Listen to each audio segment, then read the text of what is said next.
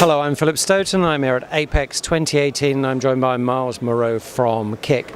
Miles, great to see you again. Thanks for stopping by. We seem to talk all the time here about connecting machines and connecting software, but a lot of what you do is about connecting people. You've been in the business 40 years, you're talking to a lot of customers, you've got a huge service and support network. Tell me how important that network is and what you gain from that in terms of developing your roadmap. Well, KIC has always been in the field, so to speak. We started with what you now call a smart system, is monitoring furnaces. So we've always had to go to the customer site, help them install our system, initiate it, and service it. And we gain a certain value by being there with the customer, seeing how they're using our system, seeing how they're doing their manufacturing, and then we can aid them and better support them knowing that information. So if they do call in, we have that hindsight of, oh yeah, we were on site, we know how they operate on their floor, that we can start to build in our newer products. Yeah, and you also have that picture of not just visiting their site, but of having visited hundreds and hundreds of other sites. And for me, there's a huge value in that kind of collective knowledge that we perhaps don't exploit. Is that something that you can glean through the sales and service team? That helps us in our product roadmap, actually, is that information. We can start to see commonalities to the way people manufacture, or look at a unique situation, the way a particular customer does something using our equipment, and say, hey, you know, that could benefit and add a lot of value to our products. And then the next years, when those new products come out, we can say, let's make sure we do it this way because we've seen it in the field. We've seen it happen at different customer sites. Yeah, and the benefit there is not just seeing stuff that they recognize, but seeing stuff that you can highlight yourself.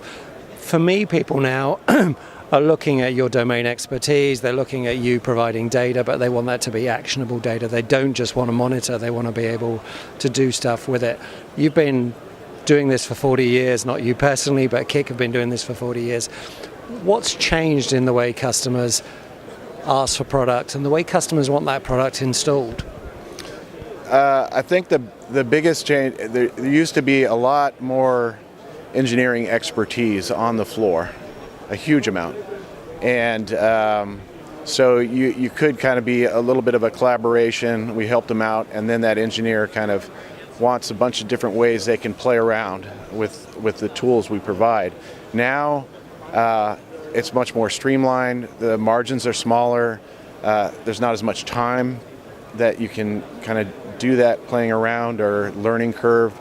And so I think we've taken it now to a level of, we've been through all that, and now we can make the software and the product more efficient to take care of some of that playing around or learning curve part. And now we have the data.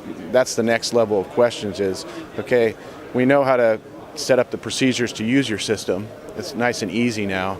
But now what do we do next? And we have that expertise and knowing of how manufacturing works and how the oven works to say, okay, you don't just need to look at this data, here's what you can do with it, and here's what it's telling you. And by being in the field so much at different sites, we're able to kind of glean that information and give that feedback to the customer. Yeah, and in terms of the product itself, as you say, there's a change in the staff that are on the factory floor. There's less engineering capability down there. There's more operators that are perhaps moving from machine to machine. You have to change the way the software looks, the way it's used, and you have to make even installation has to be as near to a plug and play as it possibly can be. Yeah, and that's the big challenge, especially taking an oven down because it's hot, right? You can't work on it when it's hot. So we have to. We've looked at ways we can be more efficient. So if we have to come on site, they want to know how long is the line going to be down for, and then for training purposes and everything, we've learned from being on the site of what we can do offline, what we need down on the line, and it's that kind of person-to-person relationship that you develop with your customer by being face-to-face with them, that you're able to understand what their demands are. So when they say, you know, you have this many hours, we know why. It's just like, oh, how am I supposed to do this? Well, we understand why from their point of view. Yeah, you understand why the line needs to not be down. It's great because I listened to the keynote presentation today from Jigsaw, which is part of Google, and it was all about machine learning and artificial intelligence. It's good to know that people are still talking to people and learning stuff that way and developing their skills. So. Well, that's the key too, is because when you look at what's going to happen next, what do they need next, especially when the equipment's doing all this AI and machine learning, is the machine going to tell you what product you should develop in 2 years? No, you have to go to people, and you have to have people in the field kind of looking at what's happening and coming up with those new ideas. And so you have to have the people component part of interaction with the customer and the manufacturing and everything. Yeah, I like the idea of this augmented age where we're using artificial intelligence to help us do stuff rather than allowing it to take over. I think that's pretty important.